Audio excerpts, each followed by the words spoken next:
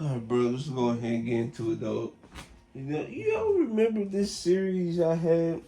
It was a two-part series that I was talking about, the best 60-win teams that didn't make the finals. Well, here's part 3 to it, like I said. And the reason why I felt this spark to, actually to make this video is because I saw a video, shout out to a YouTuber named Andy Hoops. He basically got into the disappointing 60-win teams. Now, those teams he talked about, there was definitely some disappointments. But I just want to give my take on these 60-win teams. Now, some of these teams are not disappointments, but some of them are. And I believe I talked about most of them in my previous 2 videos. I'll link those below in the description. So yeah, let's talk about the first team on my list, and that is the 2010-11 Spurs. Now, this Spurs team was pretty different. Everybody would agree this is a transition era of the Spurs, right? They went from a Tim Duncan-centric offense to like more team-friendly offense, right? And this was like laying the seeds in their future championship runs, as I'm about to get into. Well, I'm really not forgetting to it, but y'all already know in 2013 they made it to the finals. 2014 they actually won the finals. So this 2010-11 was building the blocks towards that season, right? But yeah, Tim Duncan, he had the worst season in his career. Manu Ginobili was the team leader in scoring. Tony Parker was right behind him. This team, and then they picked up like guys like what's his name, DeJuan Blair. I feel like that's his name. Richard Jefferson, like guys that's going to help them in the long run, just like they did in the years prior, like with guys like Michael Finley, right? So they go into this season. They was killing in the beginning of the season. Then I guess started to catch up on him in the later half of the season. Ginobili had elbow injury, even though he missed 1 game, and he was still pretty effective in those games he played in. Tim Duncan looked like he's slowing down. Tony Parker, I think he was still like giving adequate production, but it wasn't the production it was like prior. They had 15-11 All-Star break record. That was not good.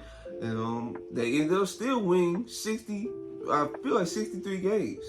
And guess what? They met the worst matchup possible. They met the Memphis Grizzlies. Now, this Memphis Grizzlies team was not the peak Memphis Grizzlies team that we saw as we saw in the years after this, right? But yeah, they picked up guys like Zach Randolph. They drafted guys like Mike Conley. They picked up was Tony Allen on this team? If not, I think Tony Allen was on this team. Marc Gasol got drafted to this team. So this team was like built to make games ugly. And that was the worst matchup the Spurs could have, because Zach Randolph was giving Tim Duncan the business. Tim Duncan looked like out of his element, like right then and there.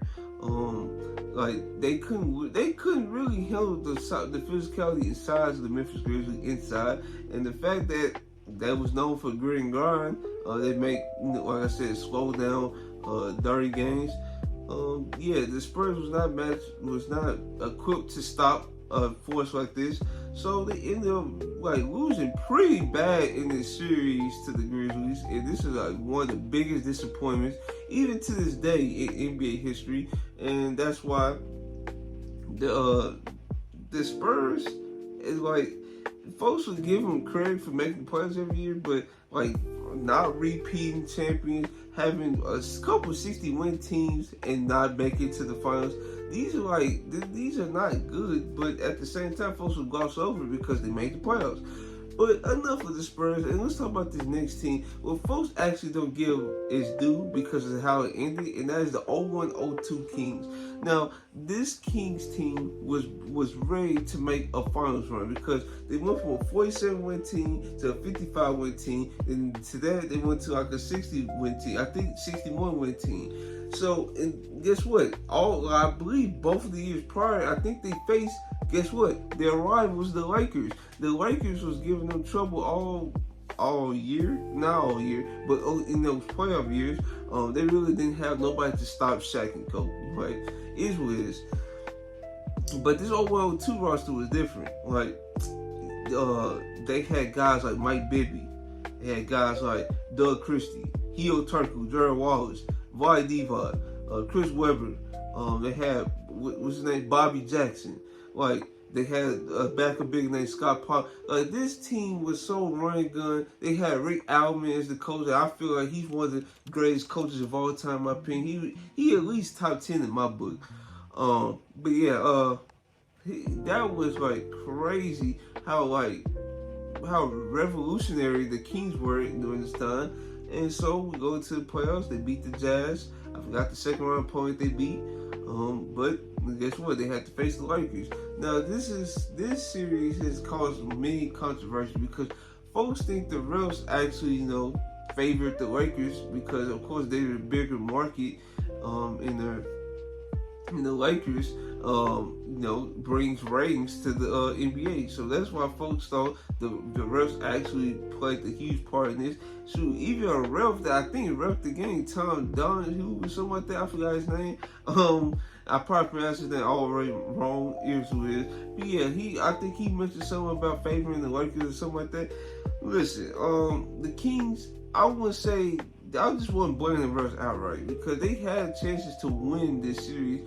Shoot, Peyton Stoyanovich was a wide open airball, the game winning or game time shot. I feel like that was a game winning shot. So yeah, you cannot blame the refs on that. It's unfortunate that they lost because if they would have won, they could easily beat whoever came out east. I feel like that was the Nets that season. They could have beat the Nets and they could have been champions, right? That Kings team, I would say that's a disappointment. Oh, that's a successful season. And I feel like the year after or the year or it was either 02, 03 or 03 or 04, that's when Chris Webber tore up his quad and he was never the same again. But yeah, it's just unfortunate that the Kings couldn't get it done. Now, this next team I'm about to talk about, this is a disappointment team. And that is the 06-07 Mavericks. Now, mind you, this is years after they just didn't want to re-sign Steve Nash for some reason, right? That was like very uncalled for. They could easily re-sign them Israel, right? Those were years after it. I feel like 2 years after they didn't re-sign Steve Nash, they went to the finals. Now, unfortunately, there's controversy in that series because they feel like Dwayne Wade was getting a lot of calls that he shouldn't have gotten, and his free throw numbers definitely reflect that. But you know how folks be. But yeah, the Mavericks, they feel like they was cheated. They never had a chance to win. So this next year was supposed to be the redemption year. This is like all business tour, bro. Like giving folks all types of work. Just like the 2014 Spurs when they lost to the finals in 2013 against the Heat. They won their revenge tour. This is supposed to be the Mavericks revenge tour. They won 60 plus games. There's no one seed. I think they won 65 games. They was favored to win 55 games. So they won 10 over the mark. They had MVP Dirk Nowitzki. He had won his best season in his career. If anything, he could have won the MVP in 05-06 as well. So he was going crazy. And we go to the playoffs, and the reason why this is such a disappointment because we only have one series to talk about. One. At least the 2014-15 Hawks made it to the Eastern Conference Finals. This team got first rounded by a team that barely won over 40 games this year. Barely won over 40 games. That was the Golden State Warriors. Yes, there's a young up-and-coming team. Yes, they had big wings that could slow down Dirk. Yes, Donnie Nelson used to coach Dirk. All that being said, this Mavericks team just looked out of sorts. Like, when Dirk Nowitzki was just stinking up the place, there was very few outlets on this team that actually could help him out. So it was very detrimental that Dirk Nowitzki decided to have his worst series of his career against his former coach and a team that likes to run. Because the Mavericks, they are a slow-paced team. They like to run their sets. They like to execute their sets. Compared to Warriors, an up-and-coming team, running gun. Yeah, they run some sets when it need to, but when they cause havoc and get turnovers, watch out. That's when they're at their dangerous. And That's what unfortunately happened to the Mavericks, and and we all know the story about Dirk having to accept the MVP after losing and going out sad. And yeah, that was bad. And it's another disappointing team. I talk about that won 60 games. I feel like they won 61 games this year, and that is the 93-94 SuperSonics. We all know about the SuperSonics with Gary Payton and Son Kim, one of the best tandems in the league, especially at that time. You had Gary Payton, Nate McMillan, being the best guard defensive duo maybe of all time. Then you had, I feel like Sam Perkins was on this team. Sam Perkins was a good stretch big, especially of his time. He was like one of the best. So this team was very equipped to win a championship, and this was the same year Michael Jordan called it quits the first time. So the NBA was wide open. It's just who's going to take that mantle and actually try, win the championship. I also have one series to talk about with this 61 SuperSonics team, and they lost to the Denver Nuggets. Also, this is a good. I think they was like a young team. They like to get up and down the floor, but the Denver Nuggets defense, especially with the Dikembe Mutombo, who averaged 6 blocks a game. 6 blocks.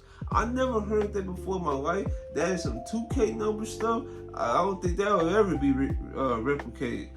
But averaging 6 blocks a game is just outrageous. Sean Kemp had the worst game of his career, and that's why they ultimately lost against the Denver Nuggets. And they also had another 61 team. I feel like, who was this? No, I think they made it to the finals that year, or was it the year prior? I forgot which team that was, but yeah, the SuperSonics could have a championship by now if they wasn't playing with their food and players, actually stepped up. So yeah, that's really all I got for today's video. I didn't want to run this video all long and stuff like I did the prior videos because I actually wanted to get straight to the point. But yeah, those were really the 61 teams that didn't make the finals, unfortunately, and hopefully 61 teams, hopefully the Celtics, who's approaching 60 wins, don't end up being on this list as well. Also, matter of fact, before I go, I want someone to talk about one more team, and that's the 2018-19 Bucks. Now, mind you, the year prior, they had Jason Kidd as the coach. They felt like Jason Kidd was basically like stunting the development of Giannis and the rest of the team. So they decided to relieve him of his duties. They got this dude named Prunty. I feel like he was the backup, the interim head coach after they fired Adrian Griffin. But I don't want to run about him too much. But yeah, so they decided it was best to actually get offensive mind and actually feel like somebody that can grow Giannis' game. So they brought in Mike Budenholzer, who was the coach for the Hawks. He coached the 61 team of the Hawks. So they felt he had experience of coaching like actual great teams. And guess what? Mike Budenholzer actually led this team to 60 wins. This team is so adequate on defense. It is so crazy. They was one of the best defensive units in the league. Then on offense, they was at the top of the league as well. So they have the championship form to actually go make a deep run. Well, they actually did make a deep run because I feel like they beat the Magic, right? No, that was not that year. They beat the Pistons in the first round. And I forgot who they played the second round. I think it was the Celtics. They got the Celtics by here. The Celtics won one game, and the Bucks basically gentlemen swept them all the way through. Then the conference final, they ultimately lost to the Raptors, and that was like very unfortunate because this was MVP Giannis. He was also in the running for the defensive player of the year as well. I feel like Brook Lopez, they signed him in the offseason. He was a great contributor to this team. They signed guys like Bledsoe. They drafted guys like Brogdon. Like, this team was like adequate enough to actually make the finals. And the finals was wide open in the East because you had plenty of teams. You had the Sixers, you had the Bucks, you had the Raptors, you had the Celtics. You had the East was wide open for the taking. It was just who was gonna take it, right? Um, it just wasn't the Raptors' year because guess what? This guy named Eric Bledsoe, mind you, they chose Eric Bledsoe over Malcolm Brogdon, mind you. And you see the stat, yeah, he made an all-defensive team with the Bucks. That is all fine and dandy. But when he got to the playoffs, he really could not do anything with the ball. Like, Giannis would get the wall built on him, and Giannis would spray out to like different corners and stuff like that, or even the wing to actually ramp up the attack to get Eric Bledsoe going, and he couldn't even do that. His field goal percentages from both the field and 3-point percentage was pathetic. Malcolm Brogdon was really the only guy. Him and Chris Middleton was really the only guys that actually could attack in the lanes and actually, attack mismatches. Shoot, I think at one point Brook Lopez was actually doing that too. But yeah. Then the following year they decided to not pay Malcolm Brogdon, which was like a big mistake. Big mistake in my opinion. So yeah, those really all the 61 teams I wanted to cover. Hopefully, so it may be a part 4 to this. You never know. But yeah, I just wanted to get a part 3 because it's definitely been a long time since part 1 and 2 been out. I think those videos was made over the summer. So yeah, if you guys like this video, like, comment, subscribe, and this is your boy Terrell, and I'm out.